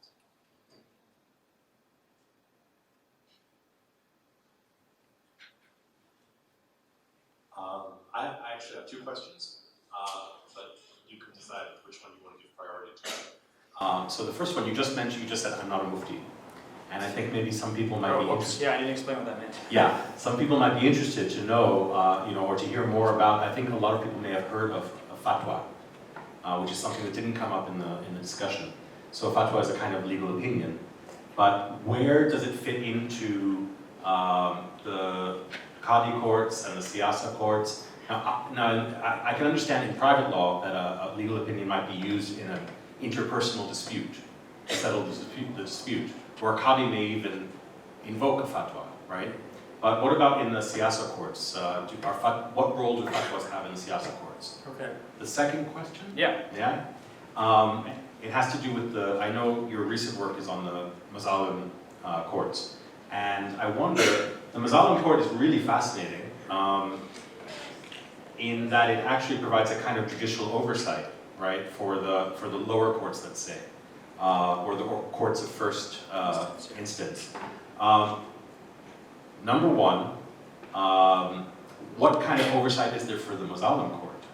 I'm really curious about that, because the example that you gave about having sort of insider information and not being able to use that in a ruling in the absence of evidence, if that's not the case for the Mazalim courts, how do we know that they're not going to be self-dealing? Yeah. But I should add, to kind of the last question, a bit of additional information, which is that it's not like Muslim states didn't fight each other. So, for example, during the Crusades, lots of Muslim city-states in the Levant, in Syria, and Palestine allied with Crusaders against other Muslim states, right? And the Ottomans allied sometimes with Christian states against other Muslim states. The religious arguments, the Sharia arguments they would make is, well, one thing you do is say that your enemy is not actually Muslim. So these people are so bad, they're not Muslim, right? Or these people are engaged in, you saw this sad fil ard, spreading corruption in the land. And it is my executive authority and my obligation to end what they're doing, and by necessity, I'm going to turn to the aid of non-Muslims. So the argument is necessity. And the Islamic legal principle is, for example, in the Quran, if you're dying of starvation, you can eat a giant, what kind of pork do we eat here? Chashu. And you run to like a chashu restaurant, you can say 3 orders of chashu. Then they debate how much you can eat. But the point is, necessity, ad-darura tubih wal-mahdurat. Necessity makes the prohibited permissible. Then I think that adds a little bit more flavor to our information to that question. Flavor. Okay, so the question, first Frank's question was, a fatwa is a religious opinion, a legal opinion. So I ask a Muslim scholar, if I miss my dawn prayer, when should I make it my dawn prayer? Make it up at this time. That's a fatwa. If someone asked me earlier, if I'm sitting at a table and someone's drinking alcohol there, do I have to get up from the table or not? That's the question. That's a fatwa. We all know fatwa from the Ayatollah Khomeini. That's legal ruling. What's interesting about fatwas, they're not judges. Judges don't give fatwas, judges give rulings. Fatwas come from non-judges. But a lot of times in Islamic civilization, judges were not that smart. They weren't the brightest bulbs in the chandelier. And there was some huge scholar, who maybe was a qadi in another court, or was just a great independent scholar who was working in a madrasa or something, and they'd go and send a question to this person. Oh, great scholar, I don't know what to do in this situation. And then the person writes their fatwa. So the fatwa could become a ruling if the judge adopts it. And then that school of law might say, oh, this fatwa that this scholar wrote is so good, we're going to incorporate this into our body of fiqh. But because fatwa is just a religious opinion, so one of the things you see in the Madhalim courts is they'll always say you have to have muftis there. What I mean muftis is Muslim jurists who are qualified to give their opinion. Why are they there? They're there to offer their opinion on how to resolve this case. But their opinion is not binding. The only thing that's binding, even if it's that person's opinion, only becomes binding when the judge makes the hukam or the ruling. Then in terms of oversight in the Madhalim courts, the buck's got to stop somewhere, right? Eventually, there's no. I mean, ultimately, the ultimate overseer is God. And so there's an interesting case in the time of the Caliph Omar bin Abdulaziz. He's the Caliph of Damascus, dies 720 of the common year, Omar bin Abdulaziz. He's said to be very pious. And somebody comes and says, someone's been killed, and we don't have a way of finding who did it at all. We don't know how to proceed. And he says, Devil Hada, what does this mean? This person's blood, it will go unanswered. Why? On the day of judgment, the ruler will be, the killer will be held accountable by God.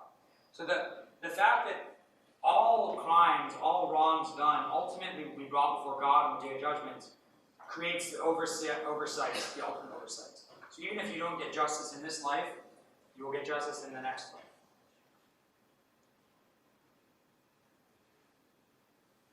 Someone up there has a question. Yes. We out of time? No, it was Oh, and the dean. Sorry, dean, and then later. if I could, it's more or less, so one yes or no, very technical question, then an observation on the basis of that, and then the real question. So on the previous slide, the red color indicated an increase in discretion, right? An increase in the judge's discretion. Well, or no, the red is discretion of the ruler. Exactly. So we're looking to whoever is making the decision has more discretion and is less bound by the rulers. And I'm asking whether in the second slide it's the same, or is that simply indicating secular and religious? Yes, it is. It does mean they have this discretion is increasing its reach. So if we go to this Also here. right? But the difference is, it doesn't mean there's less rules. It just means that I'm using my discretion to import French contract law. Sure. So you actually have maybe even more rules, but the existence of those rules is justified by the discretion of the ruler. Okay, because the observation was this, that you see generally in development of law. For example, if you look at J.H. Baker's history of English law, he points out, and this is why we had equity courts, right? He points out that at the beginning of British common law, you have these extremely rigid procedures that are almost like sort of a magic act. They don't really make sense, but you have to go through the words, the specific words. And they created such injustice that you could go to the chancellor, the Court of Equity, who was usually a bishop, someone educated in moral teachings, and was the king's best friend. And so they would be very open. And in the history of English law, what you begin with is an extremely rigid law, which is used because most of the people that are applying it don't have a lot of skill, right? And then if you come to the modern English law, what you have is a law that looks very much like mush. There's almost nothing that's rigid, but what you have are people who are applying it who have been highly educated and are highly skilled. The kind of people that you mentioned with the fatwa, you might have someone who really knows a lot and can simply come in and make a statement. And it's interesting that if you look at French law, the development after the French Revolution, because the courts were hereditary, and the noble who had the court would have very broad discretion. That's one of the reasons why those courts were eliminated in the Napoleonic era, and the power was taken away from the civil courts, so they would simply apply the laws that were enacted by the legislature, right? So you've got this relationship between discretion and formalism, and the more that you trust the discretion, either because they're educated or they behaved well, the less the formalism. I mean, that's generally the case in legal development. And then my real question was then, how would you see that sort of schema applying to the development of Islam? So the difference is, so in the case of of English, of common law, English common law, you have, it's almost, and I asked the same question myself, it's just like the power of tradition. Why can you not use written testimony? Power of tradition. Why can I not make a bequest during my life? Why can I not give bequested land to someone during my life? So I have to give it to my friend, and the second I die, he gives it to the person, and if he doesn't do that, then my kids take it to the equity court. Like the kind of situations that these weird injustices that are created by these arcane twists and turns of the common law. Why that happened, we'll leave that to British people to explain. But in the Islamic tradition, the difference is it's enormously heretical to say that God and the Prophet have created a rule that doesn't give justice. Or so you can say it's arcane and twists and turns and it's like a magic act. You can say that when it's just about this is how what British tradition happened to give us. But when you say this is what scholars have derived from the rulings of God and the Prophet, it becomes much more problematic. How can you even talk about injustice being done here if you're almost insulting God's law? So what they would say is, and I think this is correct, they'd say, look, we do have limitations on our capacity to give justice in the cause of courts, but those limitations are there to protect other injustices that might happen in other situations. Your situation has fallen through the cracks, but our system is just in the end because we've acknowledged that there's other people you can go to, and they would look back at examples in the Prophet Muhammad's life and say, this is sort of where he was acting as an Allah himself, and you can get justice. So the reason for the injustice happening at the court of first instance isn't because we have this weird tradition, it's because there are limitations on what the judge can do to protect 10 other people, and you are the one person who has suffered because of this. That makes sense? Yeah.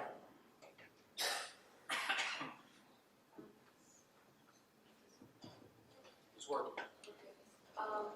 You talked about how the ruler has a lot of discretion in making laws, in choosing laws, choosing between different positions, in legislating for things that don't really have existing laws, etc.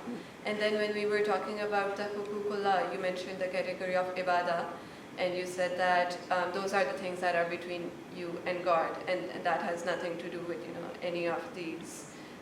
Something that can be taken into court. And the example you gave was of someone who eats before sunset in Ramadan.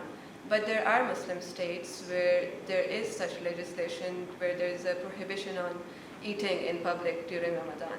So does the ruler also have discretion to then meddle with the ibadat and to impose them? And then that also goes into states that have like a compulsory hijab, etc. So is that something you can do? The answer is yes, because this would fall under what's called, I didn't include this, it's another form of siyasat justice called hizbah. Hizbah means, it's like public police, public morality or market police. So, when I said with the breaking the fast, what's between the divine breaking my fast, the kafara, the expiation is between me and God. But if I'm outside eating, I go to a restaurant in the middle of the day and I order a giant full table of food and start eating, the hizbah is going to come and bust me because their job is to engage in the Quranic duty of al-amr bil ma'ruf wa nahy anil munkar, enjoining right and forbidding wrong. So you can't do this if this is wrong, and you're publicly engaging in wrong behavior, and you're creating a bad precedent, and you're insulting others, and engaging in wrong behavior. If you're not praying in the mosque, similarly, I can make you go. Now, what ends up happening in reality is that, because there's lots of reasons someone might go not be in the mosque. They already prayed, they're going to pray at home, they're a woman and they're menstruating or whatever, like, that stuff doesn't happen a lot around prayer. But things like eating in public, like when you're sick, you know that you're sick or breastfeeding or pregnant or something, and you don't have to eat, you don't have to fast to make up the days later. But you don't go out and eat in public because no one knows that's why. They just see someone eating. It's become public disruption, insulting to it. Maybe it's this person's openly insulting God's law. Why should this be allowed? Then the second question was, I think that was your question. Did I miss something else? That was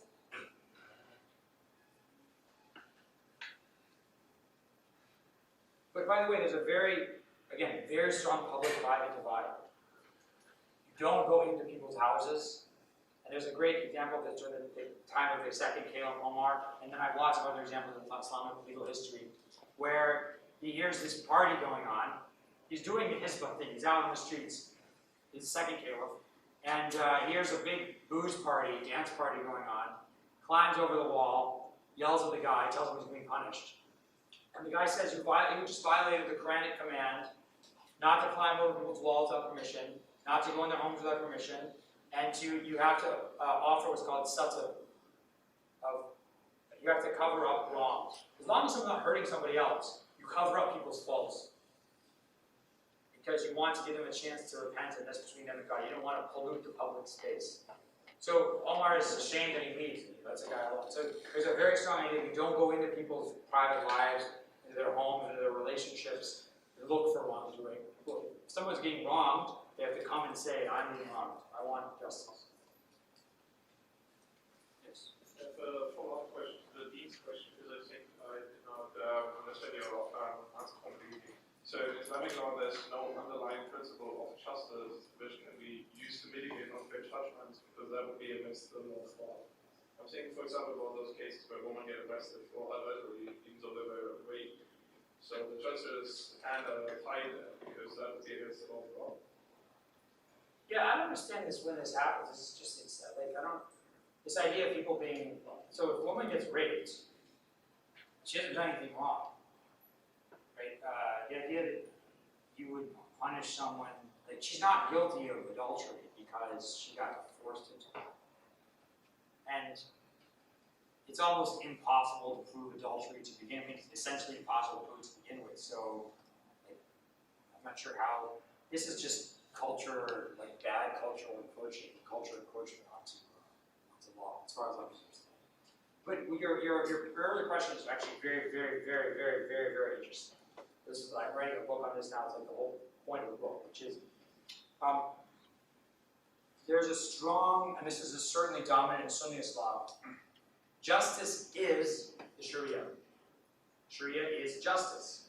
There's not a really big natural law element.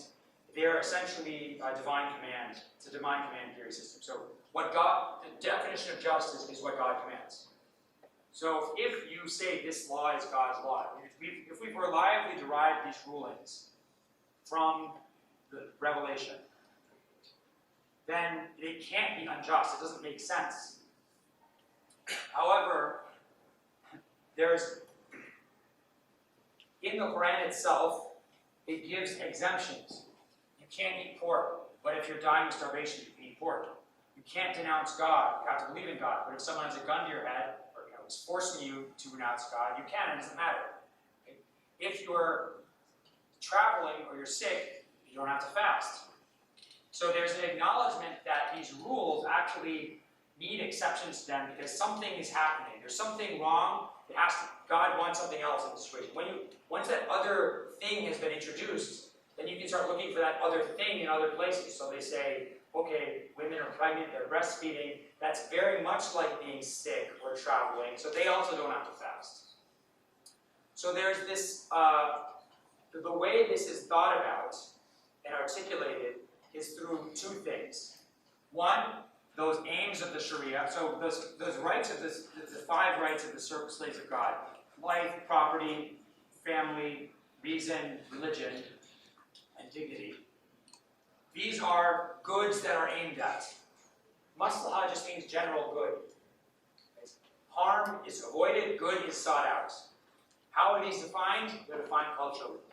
As long as they don't contradict the Sharia. So, drinking alcohol might make you really happy, but that can never be good. it's prohibited, right? So, in a school of law, a judge will have, let's say, several options in that school of law to choose. There's one main option, which would be the one that is the go-to option on this ruling. Boom, boom, boom, boom, boom. But let's say there's a situation where I sense something is up here. This is going to give me an unjust result. I take the other position, aiming at one of those goods. Or, less common, but this is what happens in the modern period, is you mix and match between schools of law. So for example, only the Hanbali school of law requires, so if I have I'm sick of using myself for anybody, if Joe Schmo has a kid, has a son and a grandson, that son dies, the grandson's still alive. When Joe Schmo dies, the grandson won't inherit, because the route between the person who has the estate, the decedent, and the grandson is cut. The Hanbali school requires that the person holding the estate give a bequest to grandchildren. An optional bequest, but it's not optional, it's required. You find that law is now in Malaysia, Indonesia, Jordan, Lebanon, Morocco, wherever. These are not Hanbali places. They've all taken this as a act of like mixing and matching.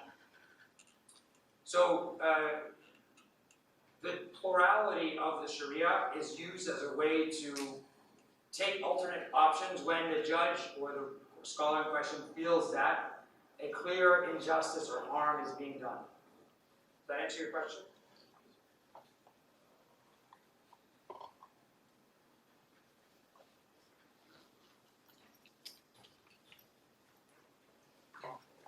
So you talk about like how the ruler can choose between the options that are available for any kind of issue, but so is there any kind of Islamic way to choose a ruler? Because if the ruler has this kind of authority, then I think there should be a way to choose which ruler should be ruling. That's a big question, but I mean, the general rule is the ruler is chosen by bay'ah.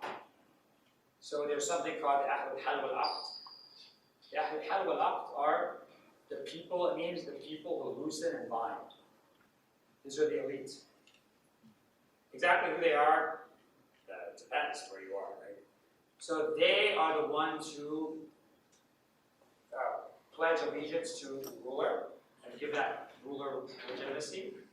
And they are the ones who can choose to remove the ruler if the ruler is doing something horrible, unjust. So there's this notion of bay'ah, or pledging of allegiance, is a contractual agreement between the subjects and the ruler. The ruler promises to follow the law of God and be just, and the subjects agree to obey the ruler. If the ruler violates the bay'ah, then the Ahl wal-Aqd, people who loosen and bind the elites, can choose to remove that person. Now, what usually happens is, in history, the ruler is some big, hairy Turkic warrior, at least after the 1000s, with about 5,000 of them hairy Turkic warrior cavalry, and they like to drink and go hunting and spend their time doing whatever they want. And if they decide to occasionally be unjust, there's not a lot you can do because they're warlords.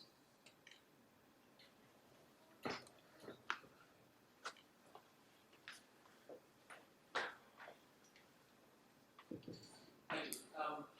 Could you perhaps comment or justify modern states, and I think in particular of Southeast Asian countries, except Brunei, who sort of seem to pick and choose the areas of law within which they implement Sharia, so marriage, divorce, inheritance, but not criminal law, for example. Yeah. So the way that, not all states have offered sort of discrete or clear justifications for this. So some have and some haven't. But I'm going to offer you sort of what goes on, the thinking that led to this and is used to justify when that is called. It's, once you say that the ruler has a siyasa privilege of choosing between which laws are applied. Then, by the time you get to the, let's say, 1300s, the Sharia is this giant. You guys have Mr. Potato Head here? Do you have kids like Mr. Potato Head? It's this potato, and you put like nose and ears and eyes and all stuff onto it. And you have Mr. Potato and his bucket of parts. No one ever has this when you're a kid? Boy, this only works in the US. Okay, so it's like you're creating a doll from all these different parts. So the Sharia is like all these madhabs, 4 madhabs. Each of those is now massively internally plural. So you have like a massive body of rulings to draw from. So let's say I'm the ruler and I want to have a commercial law that's a lot like French commercial law. I can just say, okay, jurist so-and-so, Ruslan, go make something that looks like this. And he goes, I'm going to take this from the Hanafi law, and this minority opinion from the Maliki law, and this opinion from the Hanbali law, and then and I put them all together. And look, this is all the Sharia, right? Yes. And your obligation of the ruler is to uphold the Sharia, yes. And you have a just political siyasa right to choose which rules to apply, yes. There you go. Criminal law, except for the hudud, has always been discretionary punishment to begin with.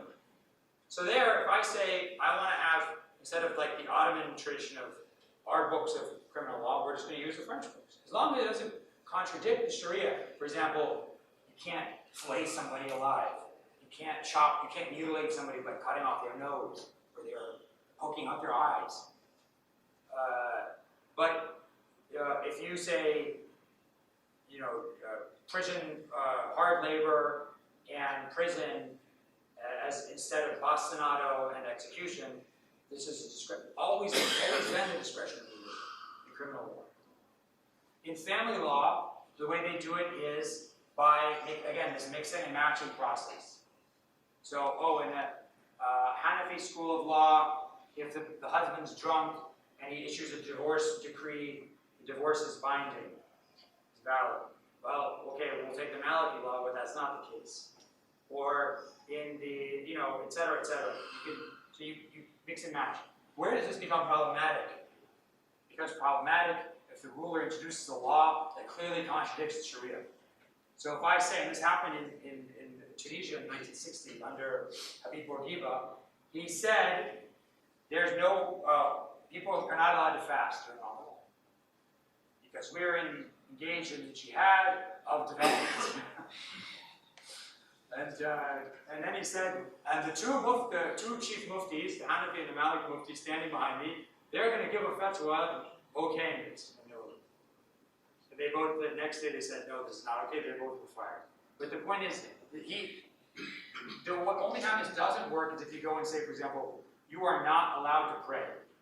You are required to drink alcohol. You are not allowed to cover your hair if you're a woman. You are not allowed to have a beard if you're a man. That's when these laws would start running up again. Which is why, by the way, the case in Tunisia now, if you've noticed that there has been, the parliament, there's been a bill to have, to not have the Islamic rules of inheritance. As far as I understand, that's an option. You no longer have to follow the Islamic law rules of inheritance in that country. You can choose not to.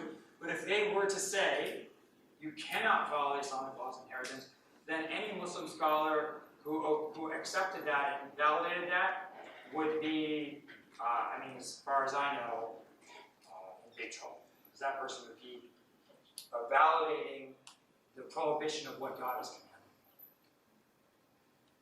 That's why you have to be really stupid politically, like the people do to do that.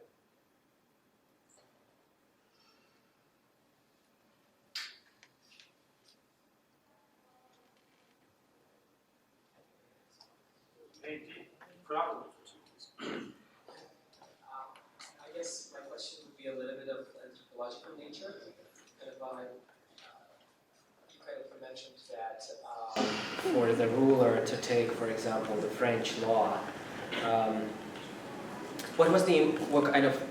what was the kind of assumptions that were going into essentially, I'm thinking about whether you look at it kind of what was the conception of Sharia or what was the conception of the French law that allowed for people to say that French law developed somewhere outside of Sharia entirely would take it as a part of Sharia law. And would mount an argument saying that this is just because it doesn't contradict, it is Islamic. Okay, so this is a good question. It actually gives me an option to say something which is, I think, a good, very useful corrective. Which is, there are a lot of assumptions there. You are assuming massive discretion on the part of the state or the ruler. And so what the jurist, one of the ones who was the main part of this was a guy, I thought it was actually Hori, he died in 1970, he was an Egyptian. What he said is, look, if the ruler is able to pick between all these different pieces, which are a huge pool now of these different schools of law, and they're of eternal diversity, what's the difference between adding a few more pieces, just because they're not from the Quran and the Sunnah? Most of these laws, by the way, are not from the Quran and the Sunnah, they're from legal reasoning, or just analogy on top of analogy on top of analogy on top of analogy after over centuries. So if this French law doesn't contradict the Sharia, there's really not that difference. Now, a number of people said, okay, technically that's true, but let's look at the message or what's happening behind this process. What you're doing is you're turning away from the law of God to Western law or to secular law. And technically speaking, everything you're doing might be legitimate if you look at it from this point of view. But at the end of the day, you have a bunch of guys wearing suits and ties, applying French commercial law, and Muslims are following this. And that's not what God says in the Quran. Those who do not rule by the law, by what God has revealed, are unbelievers. So, politically speaking, the kind of cognitive content of what you've done might be legitimate, but the political message, the political process you've gone through is abandoning the Islamic tradition and adoption of another. And so that's where you get kind of an Islamist, either kind of reformist Islamist current, or sometimes a more violent attempt to unseat states that are seen as now essentially unbelieving, godless, illegitimate states.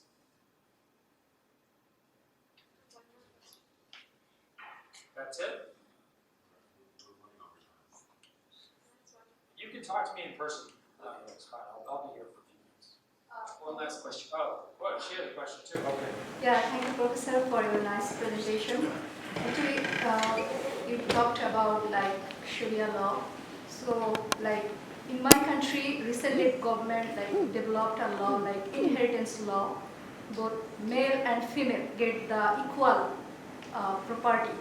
So this is against the Islamic law, which half women will get the half property against the male. So in this situation, how to reconcile? As a Muslim, we need to follow the Sharia law. Also, as a citizen of my country, we also need to follow the law. And the ruler is also a Muslim. So this is the point of view. So which you suggest us and how to reconcile this situation? Thank you. yeah, that's really interesting. So this is a long discussion, which takes a lot of time. I'll try and answer very quickly, and then we can discuss afterwards. What's interesting about inheritance, one of the few areas of law that actually has a lot of coverage in the Quran is inheritance. You have very detailed inheritance law in the Quran. One of the things says that the daughter gets half the inheritance of the son. You can't argue with that. I mean, that's God saying this. What's interesting, though, in Islamic history, legal history, is that Muslim scholars are always very happy to create ways for that not to happen. So they'll say, you can give part of your optional up to 1/3 bequest, up to 1/3 of your estate you can give to anybody, like you would say, the Hong Kong Zoo or something like that. You can give this to the daughter and make up for that amount, right? or you can put your money in a waqf, pious endowment, and then have a certain amount given to each of your children every year or something, to give equal. And then in addition, there's this hadith of the Prophet, in which the Prophet says, if you're giving gifts to your children while you're alive, so inter vivos gifts, give to them equally.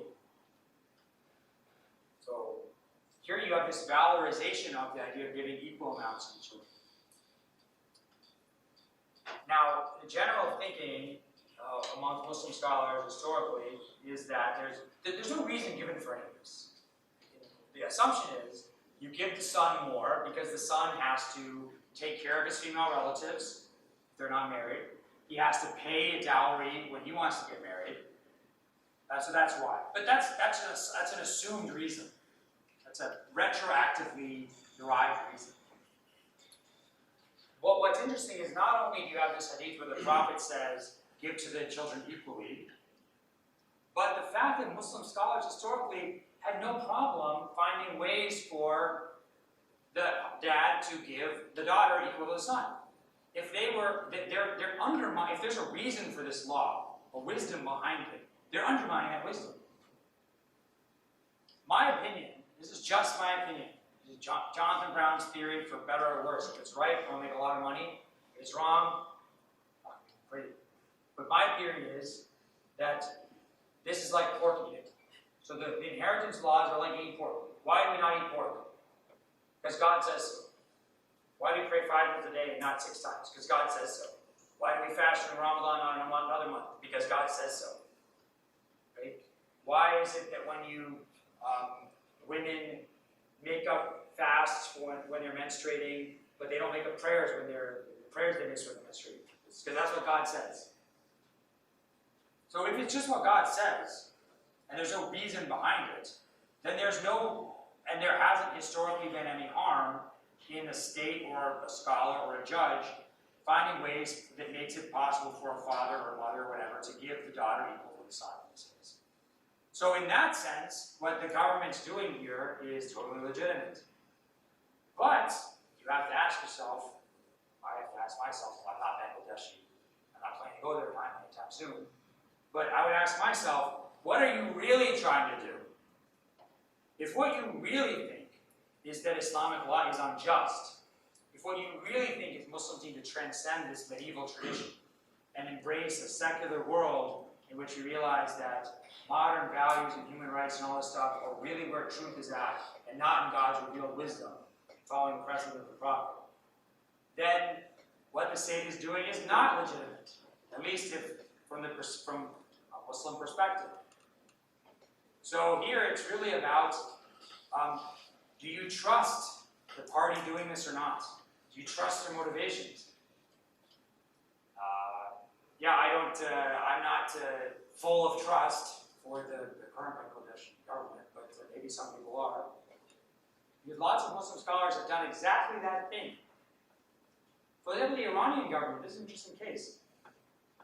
In Shiite law and in lots of other schools of law, non-Muslim compensation value is less than a Muslim. So if I kill a Christian, I pay his family or her family less than she or he would pay my family if they killed me, a Muslim. The Iranian government said no. In order to maintain justice between communities, the state will step in and pay that difference using siyasa authority. Now, I don't know, it depends on what people think about the Iranian government. They certainly seem to be really concerned about Islam. So, does one trust them or not? Or are they? So they're definitely not throwing away. They're definitely saying because they're doing like death to America, all that stuff. They're certainly serious about the Sharia. But so you can kind of compare these two cases. Well, thank you so much. Let's give an applause for Professor.